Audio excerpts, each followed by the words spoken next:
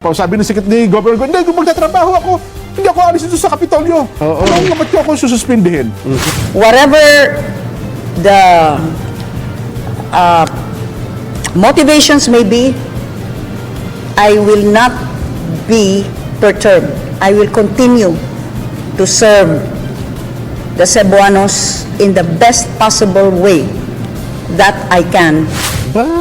Matigas Sumagot naman ng Pangulong Bongbong Marcos, sabi niya mukhang kinakailangan ni Governor Gwen ng due process. Bantayin mo, Nelson, ha? Ang pangunahing tagapagtanggol ni Governor Gwen Garcia ngayon, ang mismong ang Pangulo. Ano ha?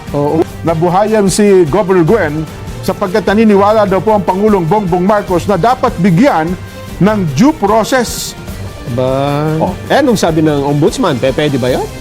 Hindi, ayaw ko lang kung sinabi ni Governor Martires na, ni Ombudsman Martires, nako, ang abogado para ng Governor Gwen ang Pangulo. Sige, tanggalin yung suspension order. Sige, tanggalin siya pwesto. Nelson, alam mo bang, ito naman ang sa kabilang banda, merong gusto magtrabaho pero pinigil na sa kanyang pagkatrabaho. Ha? Huwag na magtrabaho, sabi? Huwag, sabi. Tama na, tigilan mo na yung trabaho mong yan. Sabi, gusto ko pa magtrabaho, hindi ako alis dito. Baka naman may edad na, pinagre-retire na. Hindi. Bata pa? Gusto pa nga niyang ituloy-tuloy pa yung kanyang pagkatrabaho. Pero sabi sa kanya, hindi, kinakailangan itigil mo muna yung trabaho mong yan. Sino ba yan? Sabi niya, hindi ako alis dito kung gagawin ninyo. Matigas Ang may sabi niya, Nelson, ay ito pong si Governor Gwen Garcia ng sinuspinde. Cebu Seat, Cebu Provincial Government. Well, tumugon naman sabi ni Governor Gwen, hindi, kung magtatrabaho ako, hindi ako alis dito sa Kapitolyo. Ano ba't ako sususpindihin? Sumagot naman ng Pangulong Bongbong Marcos, sabi niya, mukhang kinakailangan ni Governor Gwen ng due process. Tignan niya ang nangyari sa kanya. At alam mo ba, Nelson, nabuhayan si Governor Gwen sapagkat naniniwala daw po ang Pangulong Bongbong Marcos na dapat bigyan ng due process matapos na po itong suspindihin ng Office of the Ombudsman. Yan. Binigyang diin po mismo ng Pangulong Bongbong Marcos ang kahalagahan na itaguyod ang alituntunin ng batas at ang due process ng bansa, lalo't ang suspensyon ay ginawa ilang linggo bago ang May 2025 elections. Oo nga. Di ba? Napakalapit na May mantakin mo nga isinilbi ngayon linggo lang ata, di ba? Yung inilabas na suspension order ng ombudsman. At iginigiit pa po ng Pangulong Bongbong, mantakin mo, Nelson, ha? Ang pangunahing tagapagtanggol ni Governor Gwen Garcia ngayon, ang mismong ang Pangulo.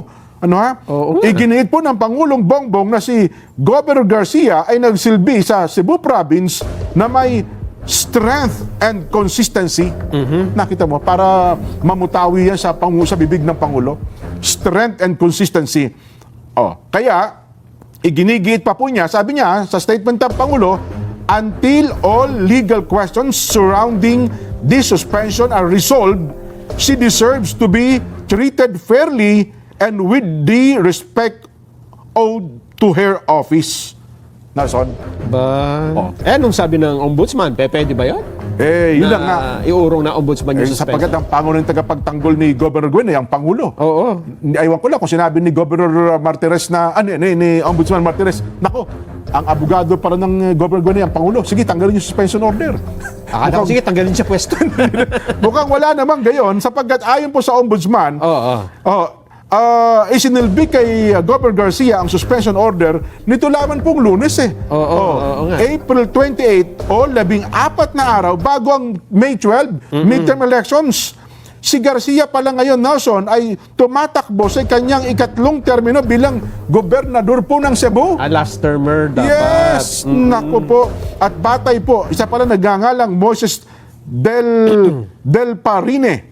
Binigyan naman ni Garcia ng special permit ang Shalom Construction Incorporated noon pong May 14, 2024 kahit wala daw po itong Environmental Compliance Certificate o yun pong Certificate of Non-Coverage CNC mula po sa DNR o walang study consultation sa ibang ahensya ng gobyerno.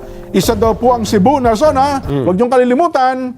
Bakit mo nga naman, hindi mo nga naman masisisi ang Pangulo?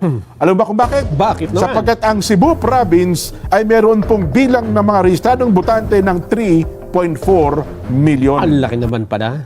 Kaya pala dyan ibebenta yung bigas na 20 pesos. nga pala, no? Diyan ang roll out dapat eh. Tapos sususpindihin nyo yung gobernador. Diba? At naalaala mo ang dating Pangulong Gloria Macapagal Arroyo ng Luzon, ha? Sa pagtanaw niya ng malaking utang na loob sa Cebu. Diyan pa siya nanumpa. Ang dating Pangulong Gloria Macapagal Arroyo. Kasi para sa kanyang pagtaya, yun ang nagpanalo sa kanya noon. Yung boto ng Cebu. Hindi lang Akala Cebu ko City, kundi buong probinsya ng Cebu. Akala ko si Garciliano. Iba naman yun. Iba naman sa kanya. So yun po, ang binabanggit natin ngayon, Nelson. So ngayon, ang tanong dito, paano ngayon ito titimbangin? Di ba? Ng ombudsman, sapagkat mismo yata ang Pangulo, sabi nga natin, nagbibigay ng mga magagandang pahayag para kay governor. Tama yung tanong mo. Dahil pa sa sinabi ito, babawiin ba ng ombudsman? At saka ang ombudsman, independent body yan dyan. Yun na nga. Hindi naman niya naka-under sa presidente. Hindi. Bagamat presidente pumipili yan, talagang ombudsman. Constitutional body yan. Ayan. At saka impeachable official yan. Pag binawi mo dyan, baka... Yes. Di ba? Minomonitor nila yung tatlong sangay ng gobyerno. Totoo? Ay, nako. So, abangan po natin. Kasi ang balita ko, si Governor Gwen ata mukhang magkakampo na sa Kapitolyo. Hindi na alis. Hindi daw aalis kahit pag dumating yung mga tauhan ng ombudsman. Hindi niya ata iiwanan ng Kapitolyo. Kung sa bagay yan naman karaniwang eksena. Di Yun na nga. ba? Kapag kami sinususpindi ang ombudsman, tapos ayaw bumaba nung sinususpindi, karaniwang nagkakaroon ng ganyan, mga stand-off. Di ba? Kaya gusto sana natin itanong, di ba, sabi natin, election, May 12, ano? Ay kung ang resulta ng election ba ay, nanalo ulit siya, under Aguinaldo Doctrine, applicable ba sa kanya yon? Hindi natin alam kay ombudsman. At saka sa part ng COMELEC, ano? Pero parang may naulinig ako kanina na naitanong ata ito kay Chairman Garcia. Meron atang bago na tinatawag naman nila Binay Doctrine. Na yung nasusupersede na ata niya yung Aguinaldo Doctrine, Nelson. Kasi yun daw Aguinaldo Doctrine, di ba? Pagka nahalal ka sa isang bagong termino, para napapawalang sa ala na lahat nung reklamong ipinintang sa'yo sapagkat ikaw ay naihalal ng taong bayan. Pero doon daw sa administrative cases, meron binabanggit, hindi ko lang, hindi tayo abogado Meron daw tinatawag na Binay Doctrine naman na hindi pala applicable yun. Binago na ng Supreme Court. Yun, tama. Yung mas nauna kasi yung Aguinaldo.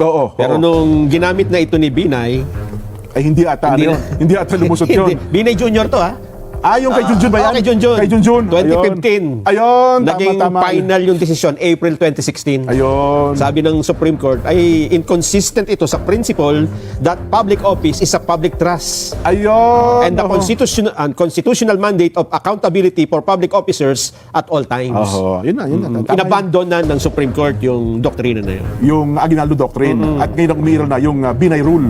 Ayun. Kaya lang, sabi naman, kinlarify naman, alam mo naman ng Korte Suprema, ito 2016, di ba? Noong 2020, sa kaso naman ni Madreo versus Byron, ang sabi ng Supreme Court, the Aguinaldo Doctrine can still be invoked in administrative cases involving re-election that occurred before April 12, 2016. For re-election on or after this date, the doctrine no longer apply. Ayun. So tama, hindi na nga pala pwede. Yung mga nauna, before the... So ngayon, ang mangyayari, kahit na mahalal sila, hindi umalis si Governor Gwen. Nagkaroon ng election, May 12. Hindi niya magagamit yun. Ayun. So ano mangyayari? Isususpend pa rin siya? Dire-diretso pa yung Suspension niya? So kahit manalo siyang gobernador ngayon, isuserve pa rin niya 6 months, ganon? Oo. Kung pagbabatayan natin ito. Alam mo naman, yung mga abogado, may kanya-kanyang... Magtatanong siguro tayo sa mga abogado kung sa bagay. Di ba maganda yan, ha? At least test case, kung ano ang magiging pagtanggap at pananaw ng COMELEC. Si Chuck yan, magkakaroon ng legal battle yan after elections. Yes. Di ba?